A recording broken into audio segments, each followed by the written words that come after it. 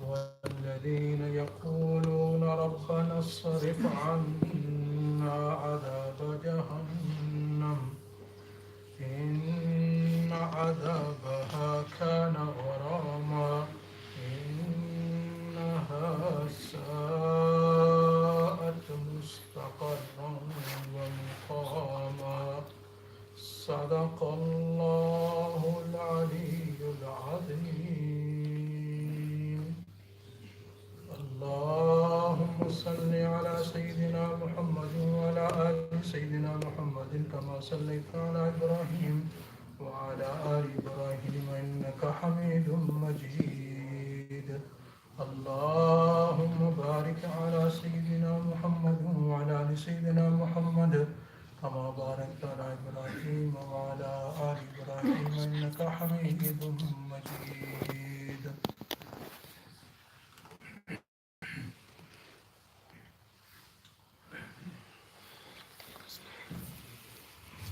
Before I start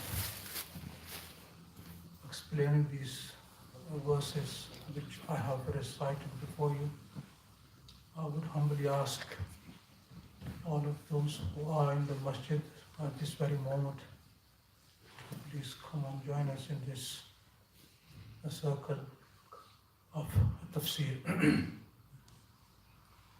I've recited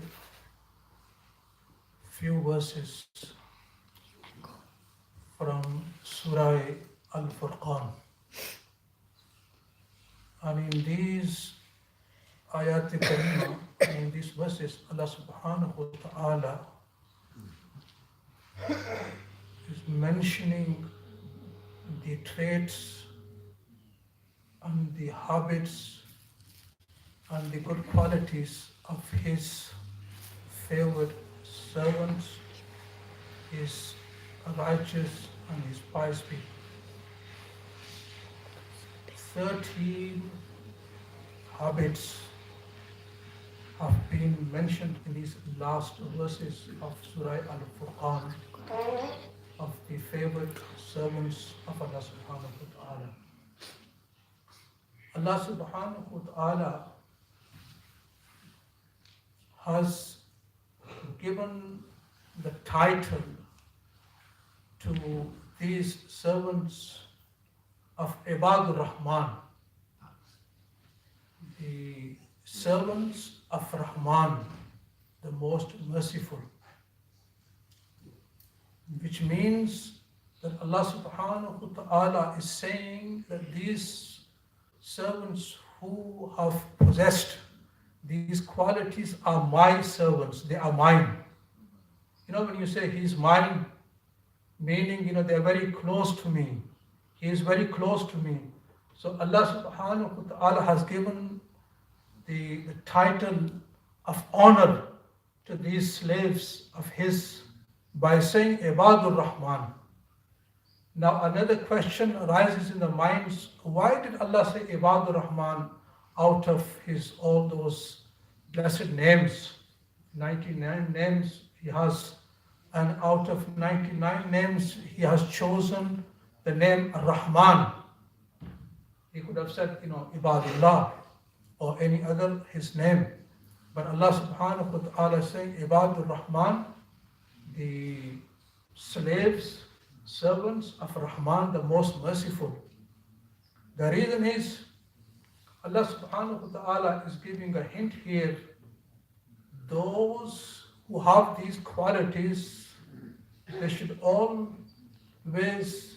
be merciful to others, and they should adopt this quality of mercy in them. In a hadith, Prophet sallallahu alaihi wasallam said, "Irhamu man fil ard yarhamkum man fis sama." You show mercy to those who are on this earth, and the one who is in the heavens will show His mercy to you.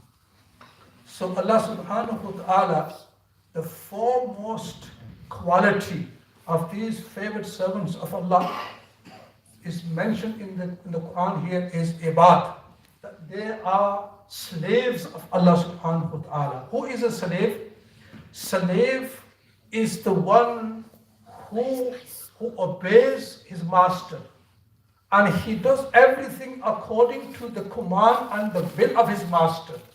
So therefore Allah subhanahu wa ta'ala is saying these servants who have adopted these qualities, the foremost quality of theirs is they are ibad, they are my slaves, meaning their thinking, their views, their deeds, their action are all according to the command and the pleasure of Allah subhanahu wa ta'ala. So this is the foremost quality of these servants is ibad, that they are the slaves of Allah subhanahu wa ta'ala. The slave, the abd, he doesn't go against the pleasure and he doesn't go against the will of his master. Whatever the master wants or requires from him, he does it.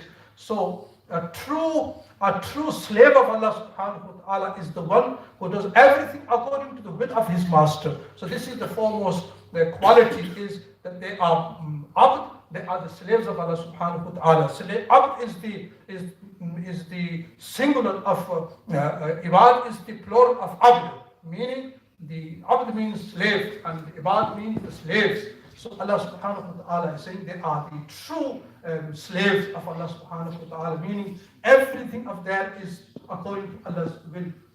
And the second quality is mentioned here is Allah subhanahu wa ta'ala is saying that they are yamshuna al-ardi hawnan. When they walk on the earth, they walk humbly. They don't walk with pride and arrogance, but when they are walking, they walk with humbleness, meaning the humbleness, the tawadu is in their hearts, and also it appears when they are walking. From the walking, one can say that this person, he has a humbleness. He is not arrogant. He is not walking with pride. Allah subhanahu wa ta'ala prohibits us from walking with pride and with arrogance. Now, this doesn't mean one should walk slowly. Walking slowly is against the Sunnah of Prophet sallallahu alaihi wasallam. When we look at the biography of Prophet sallallahu alaihi wasallam, we find that Prophet sallallahu alaihi wasallam used to walk very fast. One of his companions, he mentions that I have not seen anyone walking faster than Prophet sallallahu alaihi wasallam. They said, we couldn't, when we used to be with Prophet sallallahu alaihi wasallam, we couldn't make up with him. He used to walk so fast, كَأَنَّمَا الْأَرْضُ تُطْوَى لَهُ, as if the earth is folded for him. And Ali radiallahu ta'ala anhu, whenever he described Prophet sallallahu alaihi wasallam, he would say, إِذَا مَشَى تَقَلَّعَ. When Prophet sallallahu alaihi wasallam, when he would be walking, he would lift his legs and his feet. With the force, he would be walking كَأَنَّمَا يَنْحَتُّ مِنْ صَبَبٍ. Due to the speed and the force of his legs, it seemed as if he is descending from a high place. So this was the walking Prophet sallallahu alaihi wasallam. He wouldn't walk like a sick person, like a woman, but he would be walking, as like a soldier. He would be walking as if he is descending, coming down from a high place. Umar radiallahu ta'ala anhu, once he saw a young man walking very slowly, and he said to him, Abaluk, anta maridun? He said, what's wrong with you? Are you sick? He said, La ya amir al-mu'mineen. He said, no, I'm not sick. So what did he do? He raised, Umar radiallahu ta'ala anhu, he raised his stick on him, and he said, walk with force. Don't walk like a sick person. Walk, lift your legs. So to walk fast, it is not against the humbleness, is to walk. This is Sunnah of Prophet sallallahu alaihi wasallam, but one should be walking fast and also with humbleness. He shouldn't be walking arrogantly, but he should be, his humbleness, should be appearing, from his walking. So this is the second quality of the Ibad al-Rahman, the servants of Rahman.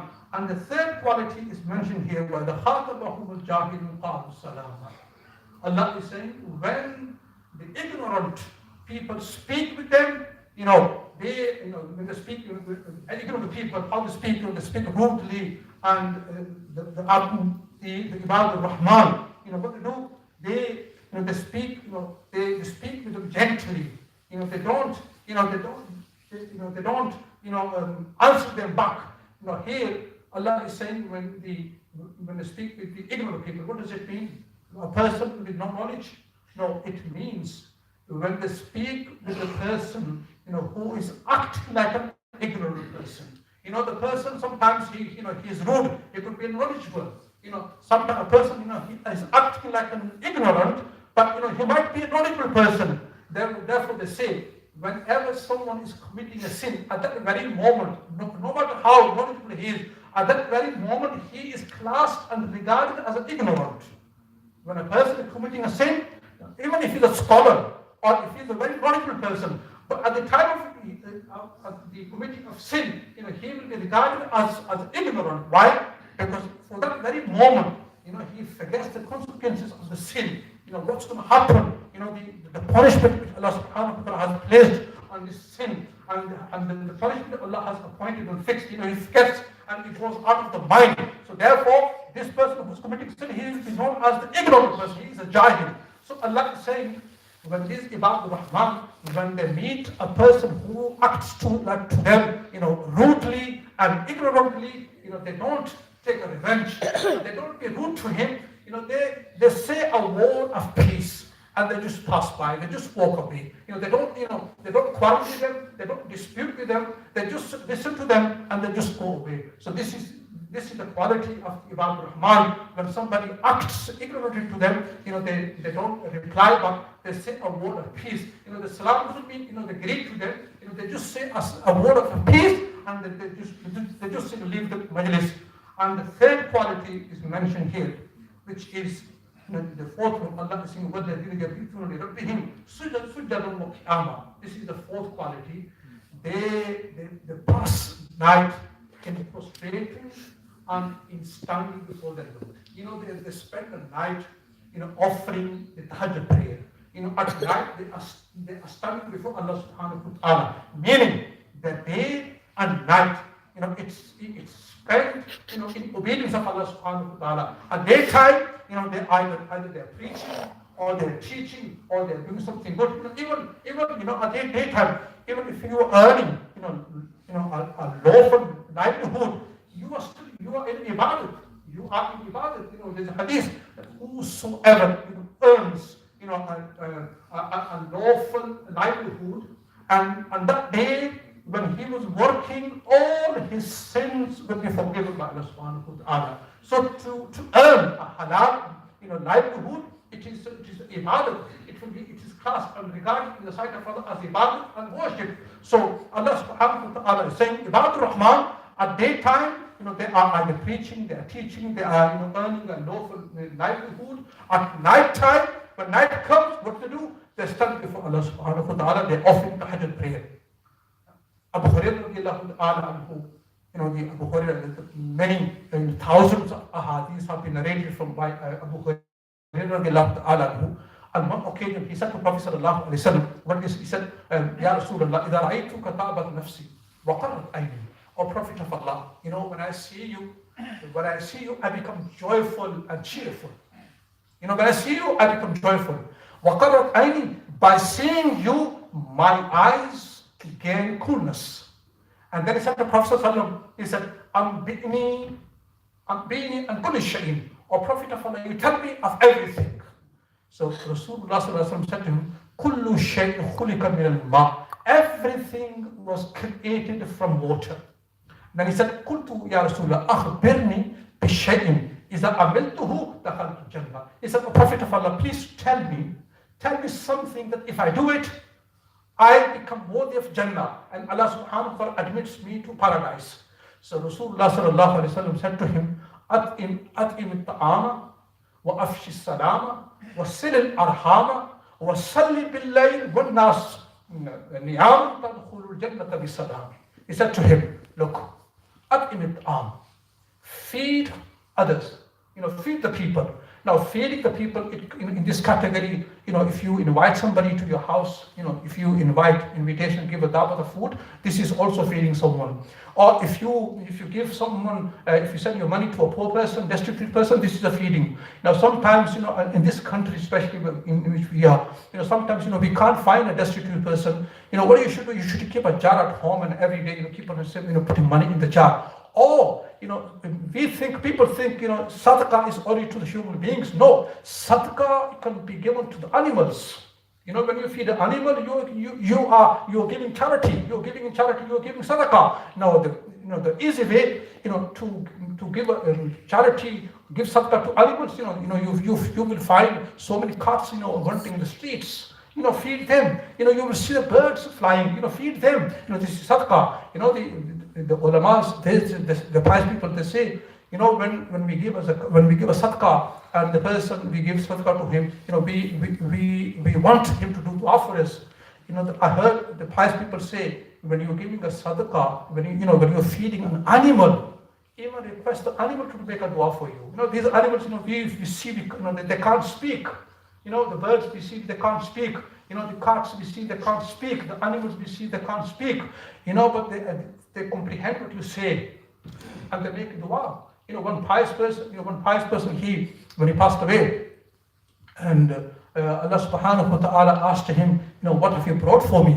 What have you brought for me? He said, I have brought a tawheed. Oh Allah, I believe in you, oneness of you. He said, you talking about tawheed? Once, you are a stomach ache, and you said, I have a stomach ache because I have drunk such milk, and because of drinking of milk, I've got this stomach ache. This is tawheed you're talking about? Then Allah said to him, anyhow, I have forgiven you because of one thing, and that is, on one night, a small kitten was outside in the cold, and you brought it inside. That kitten made a dua for you. That, oh Allah, you forgive him because of that kitten, whom you brought to inside the house, I have forgiven you. So the sadaqah, Prophet said to him, the at'im ta'am, feed people. It could be in many forms. You can give it to your friends or destitutes, animals. And the second thing Rasulullah said to Abu Hurairah radiallahu ta'ala, afshi salam. Give salam. Give salam to the one whom you know and the one you don't know. Give salam when you go home. Give salam to your family members. And if there is nobody at home, even still give salam. There are some creation of Allah who will reply you. The angels are there, the jinnats are there. Give salam. Keep on giving salam. And I've mentioned this hadith. This hadith has been mentioned that the Prophet said, whosoever gives salam, Allah subhanahu wa ta'ala increases his lifespan. Allah subhanahu wa ta'ala, whoever gives salam, the person who gives salam, to everyone, Allah subhanahu wa ta'ala, due to the barakah and the blessing of salam, giving greeting, Allah increases his lifespan. So Abu Hurairah radiallahu ta'ala, who was told by the Messenger sallallahu alayhi wasallam that the afshi salam, spread salam, give salam to everyone. And then he said, wasil arham. The third thing, he said, be kind to your relatives. Be kind to your relatives. And then he said to him that the wasalli bil-layl, and at night offer the tahajjud prayer. وَالنَّاسُ يَنَامُ, while the people are sleeping, تَدْخُلُ الْجَنَّةَ بِسَلَامٍ, you will enter the paradise with peace. You will enter the Jannah with peace. Now, tahajjud prayer is something, here mentioned, is something that it requires, a lot of effort. Why? Because at night you're sleeping. It's a time of rest. All day long you've been working, and at night you're sleeping. Now, if you sacrifice your sleep, and if you sacrifice your rest, and then you stood up before Allah subhanahu wa ta'ala, Allah really appreciates it. Because you've sacrificed your rest for the sake of Allah subhanahu wa ta'ala. And secondly, it rules out the possibility of showing off. Sometimes, there's possibility you are standing in masjid. There's possibility you might be showing off. You're showing your prayer to others. There's a possibility if you've been having, you're showing to others. But I'm telling you one thing: nobody will wake up at night to show off for this. When a person wakes up at night, in the middle of night, who wakes up, who sacrifices his rest, his sleep, he is not sacrificing for showing off his family. He is really doing it for the sake of Allah subhanahu wa ta'ala. So Allah subhanahu wa ta'ala is saying, Ibadur Rahman. Ibadur Rahman are those who spend their night in tahajjud prayer. And let me tell you the benefits of the tahajjud prayer. Rasulullah sallallahu alaihi wasallam said in a hadith, Alaykum bi qiyamil layl. remain steadfast to your night prayer. Don't miss it. فَإِنَّهُ دَأْبُ صَالِحِينَ قَبْلَكُمْ. It has been the practice of the righteous people before your time. The people have been before in the past communities.